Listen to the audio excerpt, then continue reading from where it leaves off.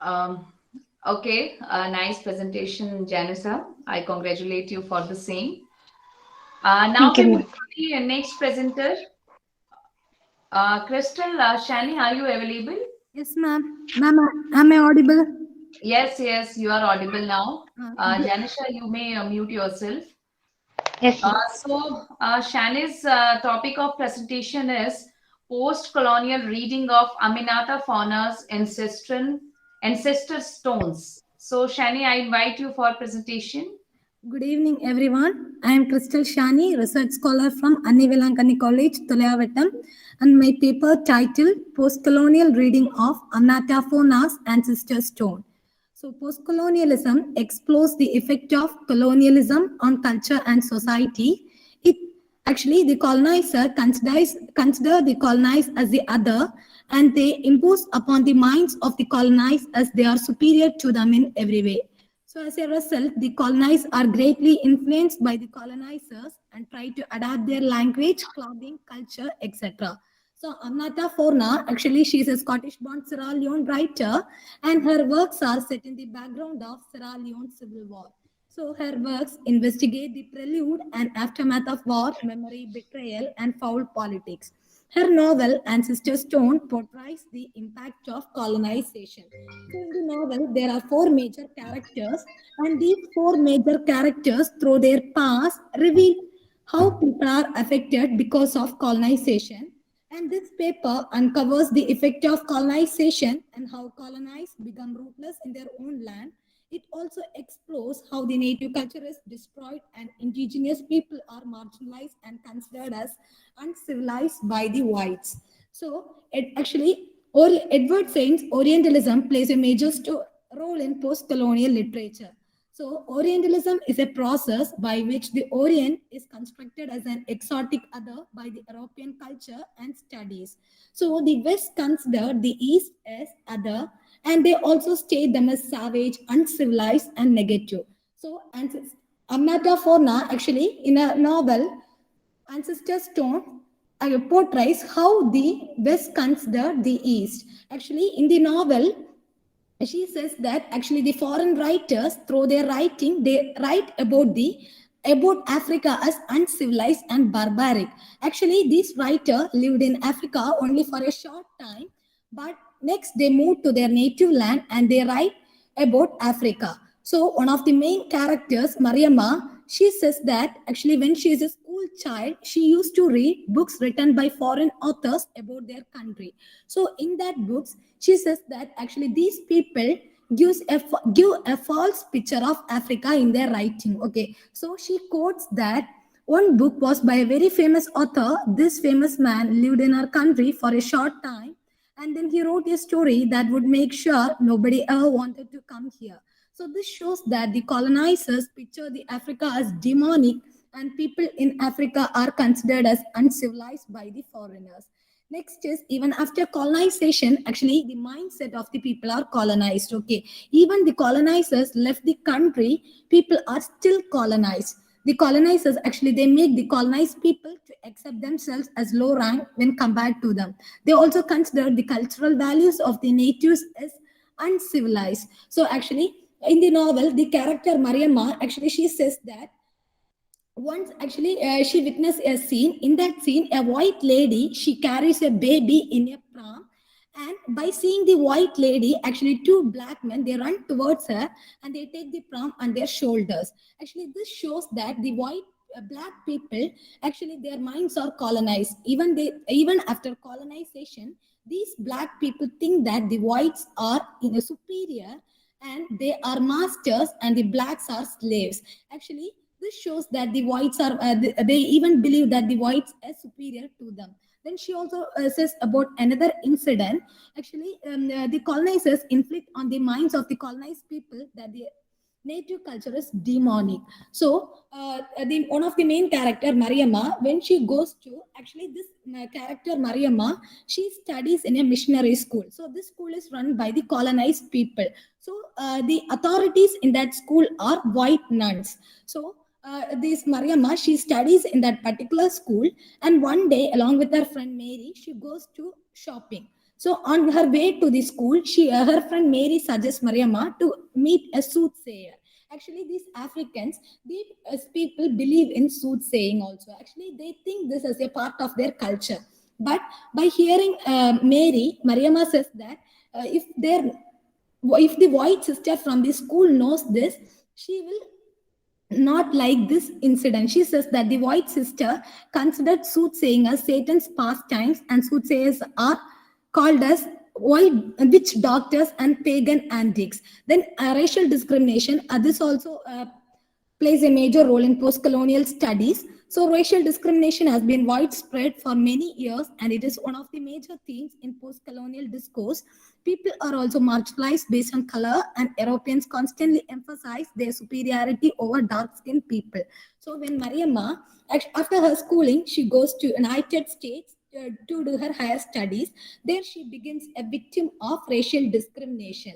So in United States, one day, along with her African friend, she goes for a shopping, and on her way, one of the watchmen from the shop looks at her in a disgusting way. So in the beginning, Mariamma, she doesn't know why this man is looking at her in such a way. Later, her friend tells to Mariamma that these people think that these black people are thieves, and they actually they come to shop only for stealing. So actually this affected Mariamma much. Next is hegemony. Hegemony actually refers to the power of the colonizers who think that their interests are the interest of all. They not only control the colonized through economic and political control, but through the means of education and media. So in the novel Ancestor Stone, Forna shows how the Westerners, they control the natives through education. Actually, the whites, they use education as a tool to control the blacks. So in the beginning, when the whites has built missionary schools, the black people, they are not interested to go. But later, these whites, they just changed the mindset of the black people, and they made them to attend the school. Actually, they just through education, they showed their power or domination.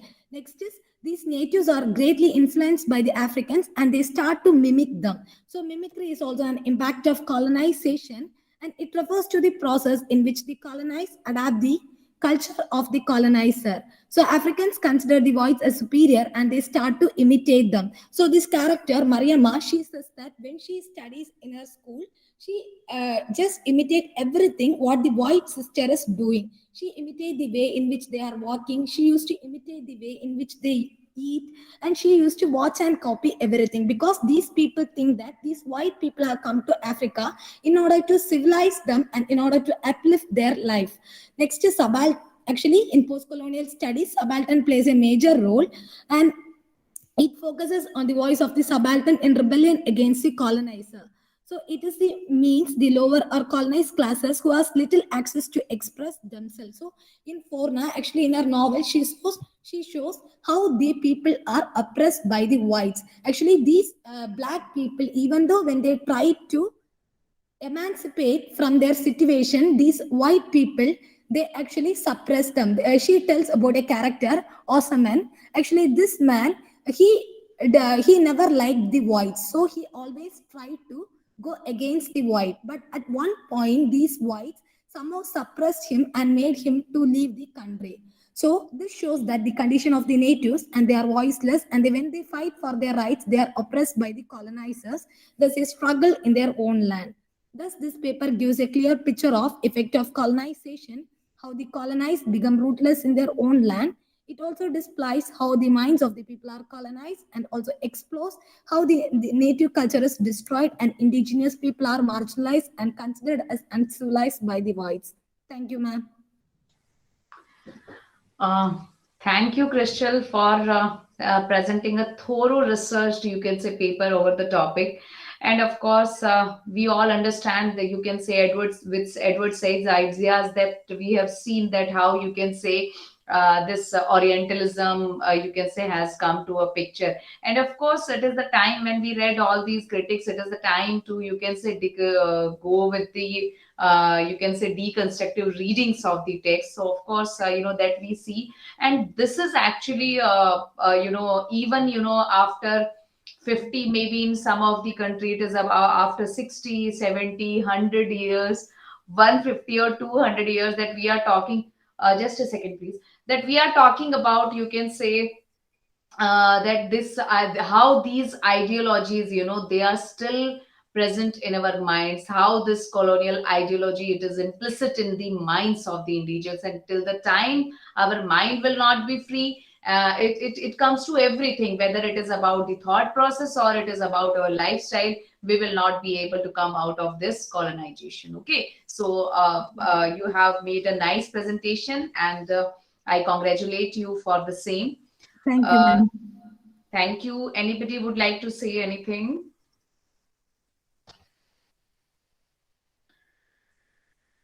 Okay, now we move to the next presentation. It is about K. Mihi Nancy, and the topic of our presentation is Education, a Route for Emancipation in Manju Kapoor Novels. Good evening, ma'am. Yes, Mihi Nancy, actually. Okay. Yes, ma'am. Yes, ma'am. Am I audible? Yes, you are audible. Yes. Okay, ma'am. Thank you, ma'am. Thank you, ma'am. Good evening, everyone. I am Mihi Nancy, research scholar, Untitled College, Tolavatam, and my topic for my presentation is Education, a Route for Emancipation in Manju Kapoor's novels. Education is one of the fundamental rights that every human being deserves. It must be noted that the consequences of educating a female child will not only uplift the status of her family, it will create a new society with new ideas. Educating women will increase the living standard both in and outside home. Next, the paper entitled Education, a Route for Emancipation in Manju Kapoor's novels gives an account on the importance of education in the life struggle of the protagonist. It highlights whether the protagonists are allowed to educate themselves for the welfare of the society or to confine with the patriarchal restrictions. It also highlights the long-lasting struggle of the protagonist in facing challenges against the strange traditional ideas. It unveils some of the inherited patriarchal patterns and the struggle of protagonists to change such patterns with their educated minds. Manju Kapoor is an emerging writer whose novels deal with women's problems in different dimensions. Her novels deal with various issues related to family and society. She has projected the terrain of Indian family life, women's private self, and public image with much insight, affection, and judgment. She has expressed her lucid feminine concerns through her protagonists who struggle their best in a tradition-choked society. As they come from middle-class society, Kapoor presents her observations of human foibles clearly with feminist aspects. In all the writings of Manju Kapoor, she has portrayed the curbs developed by the patriarchs to discriminate female freedom and independence. In the traditional patriarchy permitted occasional minimal education to women. In the novel Difficult Daughters, for example, Vimadi's mother, Kasturi, is sent to a school which meant to part education. She learns to sew, read, write, and balance all the household accounts. It is considered that Kasturi has acquired all that will be useful for her future. Then she is asked to stay at home. She remains at home till she gets married. But the ideas of following restricted ideas never change in her life. And next, if you see the modern patriarchs, they have opened all the educational levels to women, but the intention of getting education still not the same for each sex. This difference is apparently seen in Manju Kapoor's novels. In Home, Nisha is educated not to earn money but to hunt a good husband for her. Here, education is seen as an alternate option for marriage. A woman is allowed to enter into her marriage life after a successful completion of her education. Nisha, as an educated girl, struggles to represent herself as an entrepreneur in order to assert her economic independence and liberation in the society. When she repays half of the 25,000 loan, Yaspal hardly accepts the achievement of his daughter in her own business. And then, if we see the novel Difficult Daughters, when Virmati gets success in her FA exams, she wishes to study further, but her parents do not want too much education in her. When her marriage is postponed, she enters into AS college as an alternative choice to marriage. Though the intention of educating a girl child is to marry, 1 minute, ma'am, sorry.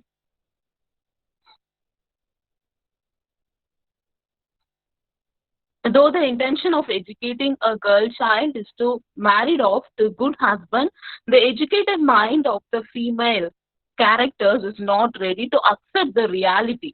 They never wish to confine themselves within the walls of this married life. They endeavor to reach beyond what is customized by the society. They explore their identity through their education. They dare to cross any patriarchal threshold with free spirit and independent ideas. They change their image by moving away from traditional portrayals of enduring, self-sacrificing towards ambitious and self-confident. They seek personal autonomy and individual rights. The novel Difficult Daughters, Virmati, she becomes an academician herself and spreads the light of education and understands that education would give her freedom. She is bold enough to speak and express her emotions. Though she is brought up in a patriarchal family, she breaks all the dominating systems, and her cousin Shaguntala helps her to overcome her feelings and plants a kind of inspiration to cross over these boundaries. It shows the realization of self and individual identity. She creates her own battle for independence and liberal values. Her joining of AS College itself asserts her confidence and willpower. When Virmati realizes the hopelessness of her illegal love, she doesn't hesitate to solve her problems with her new independent ideas. In a married woman, Asta is matched with her Western ideas of starting a sexual relationship with Piplika. She is born in Orthodox Hindu family. Her mother Sita, she regularly prays to God to marry off Asta to a good husband. But with the support of her father, Asta passes her exam. Here, he feels that with a good job, she can be independent in the society. But later, Asta, as a new woman, thinks that there is man within every woman and woman in every man, and begins her relationship with Piplika. Here, Manchu Kapoor exhibits a new facet of modern woman. Asta's justification of lesbianism shows her willpower to move away from Indian culture. She never wishes to confine herself within the family by taking care of her husband and children. Instead, she shows her interest in social activities like men, though Hemant, her husband, doesn't appreciate that. In Home, the novel, the protagonist Nisha, she doesn't wish to lead her life as a slave of customs in the society. At the age of 10, Sona, her mother, starts conditioning her daughter at home and forces her to learn how to be a good wife. And her mother, Shona, she never encourages her daughter to concentrate on her studies, to be financially or to be independent in the society. Instead, she forces her daughter to keep fast for Karwa Chauth for the prosperity of her future husband. Sona's constant posing on the theme of marriage projects her as an old-fashioned traditional woman. Unlike other women in Banwarilal's family, Nisha is very intelligent in her studies, and she takes admission in one of the colleges near Karalbog and starts discovering a new world around her. She likes to live her life without any tortures of the traditional ideas. She falls in love with the low-caste boy and goes with him to so many places and returns to the college, and she feels adventurous, daring, and modern. She totally becomes contradictory towards other women in the family and projects herself as an independent woman. And the next novel, The Immigrant, it presents the story of an English teacher, Nina, who is financially a self-reliant in the beginning. She is a lecturer of English in a respective college affiliated to Delhi University. In spite of being educated and independent, she has been forced by the society for not entering into marriage life. Here, education is not considered as a route for dignity, honor, or power. At the mature age of 30, she gets married to an NRI. She leaves India and settles in Canada with her husband. In the beginning, she has been suffering with loneliness and homesickness.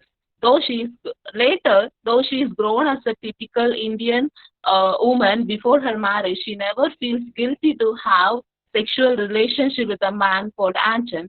After finding out the sexual relationship of Ananda with a white woman, Nina feels frustrated and realizes that she could no longer consider Ananda as her life partner. Here, she pulls off all the bonds and frees herself and moves on to the world of freedom. And being educated, she walks out boldly and leaves that place that is called Caliphate.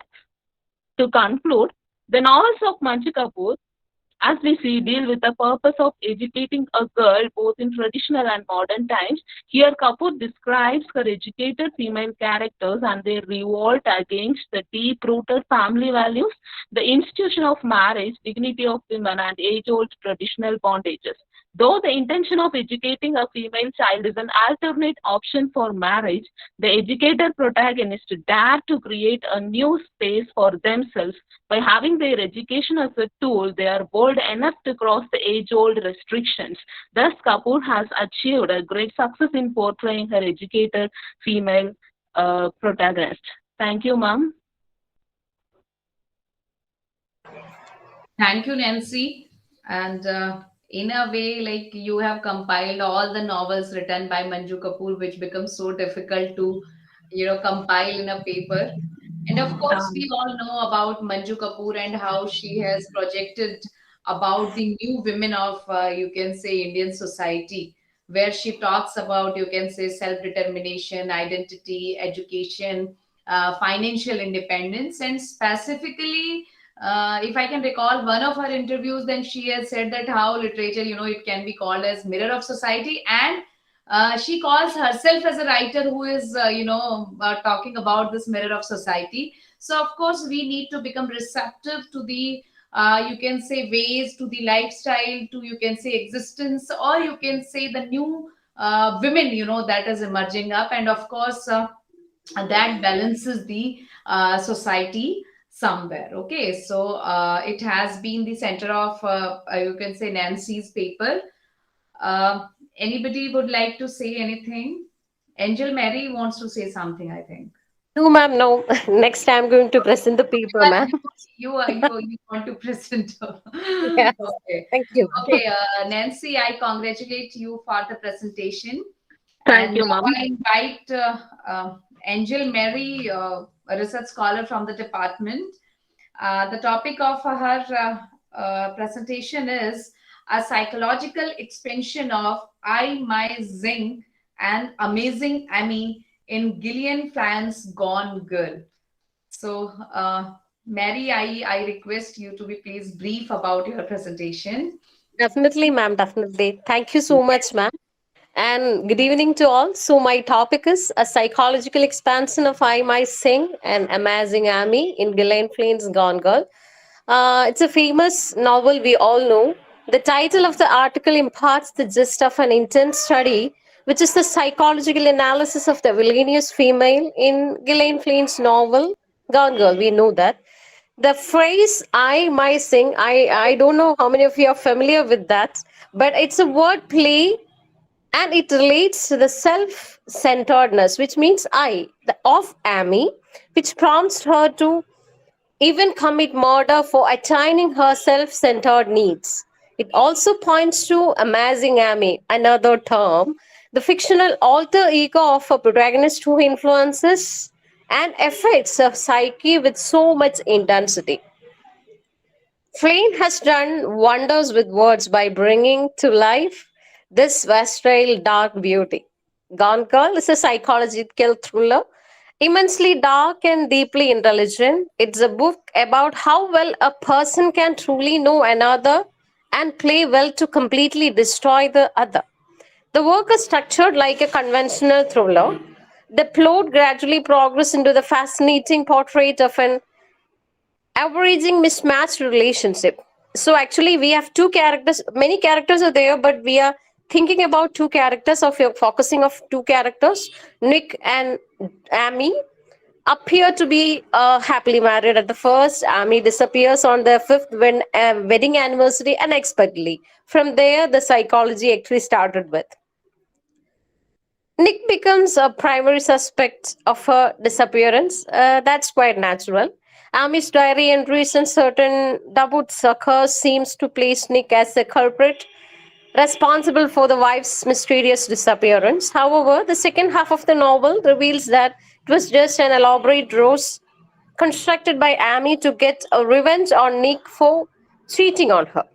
She manipulates the situation to make it seem as though Nick killed her. And she does this through extortion, manipulation, murder, and lying. The audience in the novel are wonderfully authentic, and the point where the reader becomes a awake at the full spectrum of material dysfunctioning. Flynn keeps the accelerator firmly to the floor, retreating upon the tension with widely unexpected plot twists. So, one of the major factor that is the only thing I'm going to discuss about, and I'm just reminding the other. One of the major factors affecting Amy's personality, or how she changed, like Amazing Amy, or this alter ego, because the psyche under undoubtedly her fictional alter ego, the Amazing Amy from the children's classic series penned by her parents. So her parents are the basic factor for this alter ego one kind. They earned reputation and well through the recognition that the series succeeded in achieving. But what Amy's parents seemed to have failed to realize what that by creating their own daughter's namesake, and they setting up of a competitor against her for life. So she's a competitor for her own life. That is the mistake happened in her way. In this way, they rather unconsciously appropriated her childhood. It is ironically that despite being child psychologists, they fail to recognize the effects of an alter ego on their own child. Every details of the Amy's upbringing was embellished on pages of the highly successful children's book series. Okay, so then this article has been dedicated to decorate the scrutiny of female prototype by making use of the various psychological concepts and psychoanalytical approaches. So here I'm just concluding because we don't have enough time. So I'm just trying to conclude this. A case of victim culprit reveals is visible in this novel, whereby Amy Elliott Down, a self-doubting, self-pitying woman with no emotional attachments to either her parents or to the family friends, manipulating people and events, and goes to the extent of blackmail and murder to get her version of the perfect life in motion. She seems to become an instance of culprit pretending as a victim. Through this article of study will be traced the events of victim culprit reveals in the novel, analyzing the fictional alter ego and amazing Amy and her effects on the real Amy's psyche. There is a difference which we can see. Cite the instance of the female taking the dominant stand in gender power play. Share the layers to complex person of Amy Elliott Dunn to reveal the emotionless villain lurking underneath. To understand and prove the vicious and narcissistic nature of a female villain protagonist, idea from the psychoanalysis and the psychology will be employed to discern the character under study. So thank you so much. Have a blessed day. Okay, Angel Mary, completely you can say moving away from the themes that we have been going across through this session. That how you can say gender and you can say this power politics also plays a role, and we need to give a different reading to you can say the gender, or maybe like the representation of women's psyche that we you can say come across there into the literature. And of course your work, it is quite famous as a film too. And Yes. yes, so This is something actually which our literature, that is crossing the boundaries somewhere that we have attached. So now we, you can say, they are in the run, they're in the run, and then we are moving away. Not we cannot say moving away, but actually we are there in the process of deconstruction, that now we are touching upon the points that have not been discovered so far. So yours is quite a different reading, a completely, you can say, different approach that you have taken. So I congratulate you for taking the same, for writing such an exhaustive paper and summarizing it, so beautifully. Thank Uh, you, ma'am. Thank you. Now I move to the last presentation of the session. That is by Benila Winway M. The topic of presentation is Dislocation and Unhomeliness, a socio-cultural perspective of, okay, Nadine Gordimer's July's People. So, Benile, are you present? Good Okay, evening, Benila, ma'am. I can Good see, like, evening, ma'am. I'm sorry for, you can say, pronouncing your names, because some other spellings have been provided to me. Okay, Benila Vinci, you Good may go evening, with ma'am. your evening. Very good evening. Please go with your presentation. Yeah, good evening, all. Myself, I'm Benila Vinci, research scholar of Anai Velangani College. My topic entitled Dislocation and Unhomeliness as Socio-Cultural Perspectives of Nadine Gordimer's July's People. During the Civil War, the black South Africans violently overturned towards the suppression of the whites. The black people raised their voice against the system of apartheid. The black Africans morally riot against the liberal whites for their rights. In the Civil War, most of the white people lost their home and their liberal life. They forced to relocate from their own place and home. Nadine Gordimer's July's People evaluate the critical life of the white family in unknown village. The present paper is an attempt to portray the unhomeliness of the white family. According to Homike Baba, home is the place that gives identity to the individual. The individual person should understand that home is the best place to pursue to get a stable representation of his or her identity. In the westernized world, during the Black Revolution, the white people faced many problems. One among them is unhomeliness.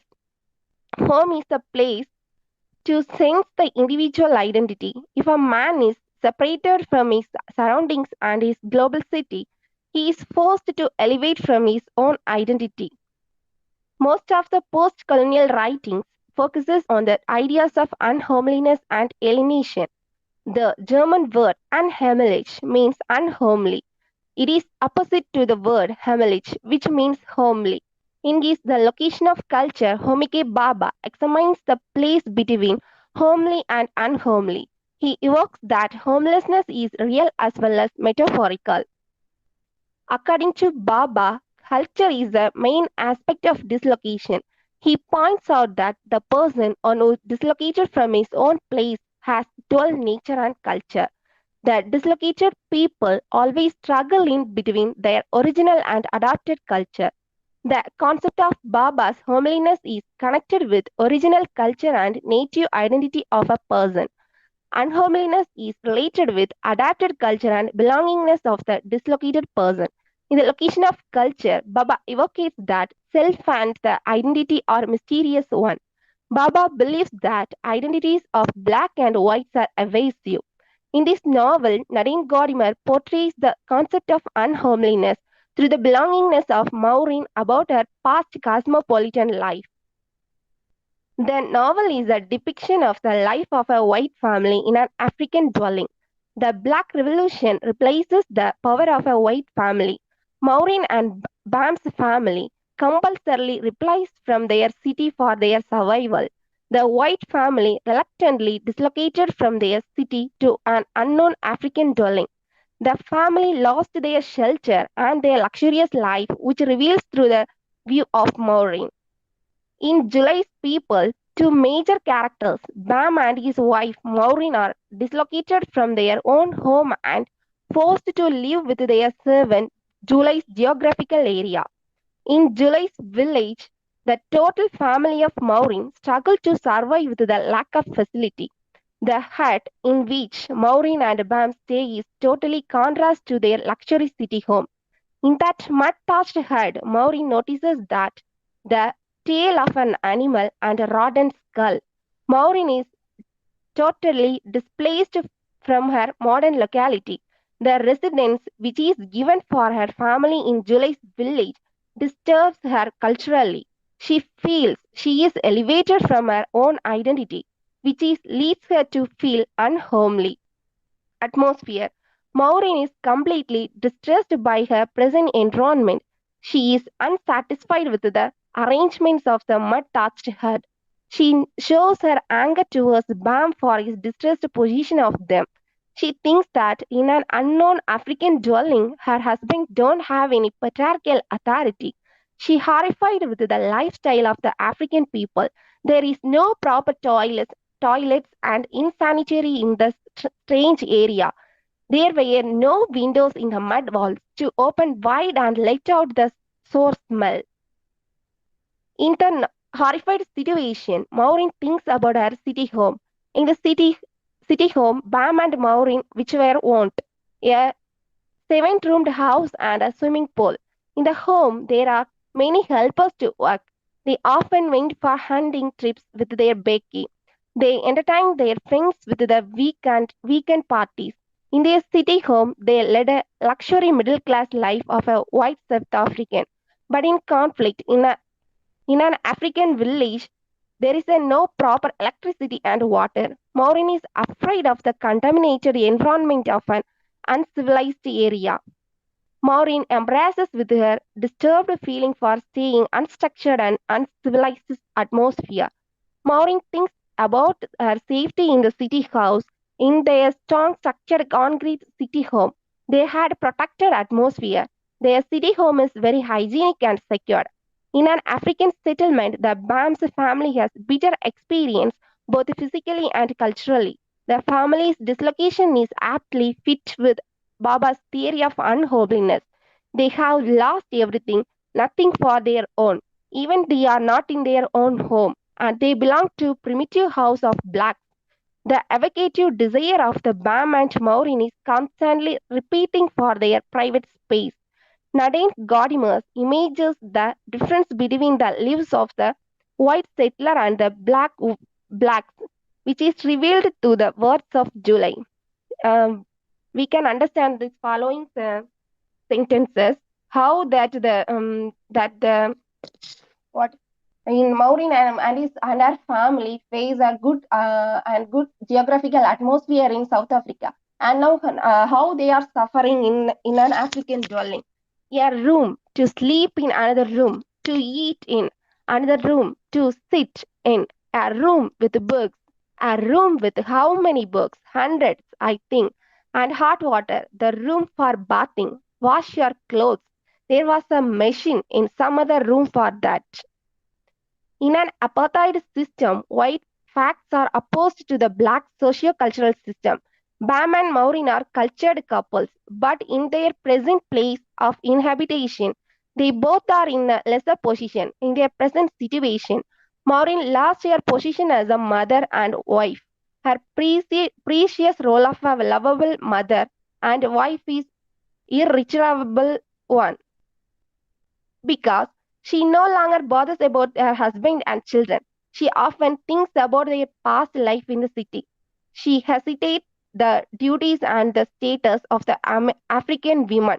She is on jealous towards the black women for their stable and status position. She feels dislocated place is no longer gives meaning for her happy life. She thinks that there is no meaningful role for her. Thus, the author concludes like this. Maureen is also between the two bridges of her life. In the meantime, Bam thinks that he is having an equal relationship with Julia in an African settlement, but in contradictory, what is happening means there is no proper position for this white family. Julia takes the position of that authoritarian, and he is trying to struggle that white family.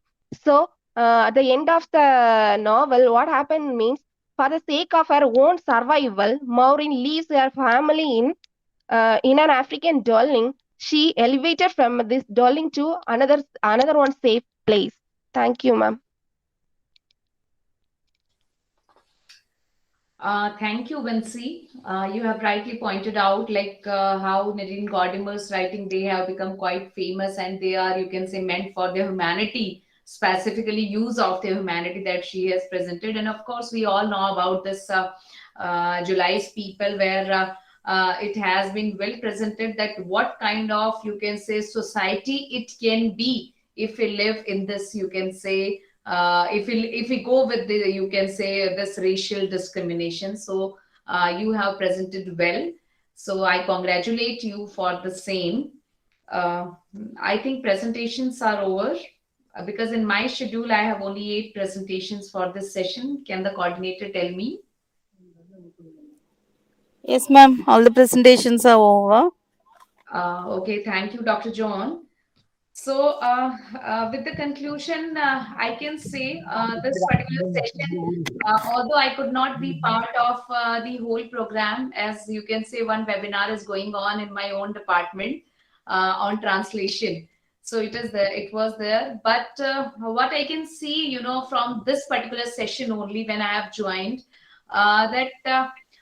yes, we all cannot forget the contribution that has been made by these, post-colonial writers. If I look at the list, like starting from Kamla Markande, then Bakshi Sidhwa, this Khalid Hosseini, Aminata Faunas, Tahima Anam, Manju Kapoor.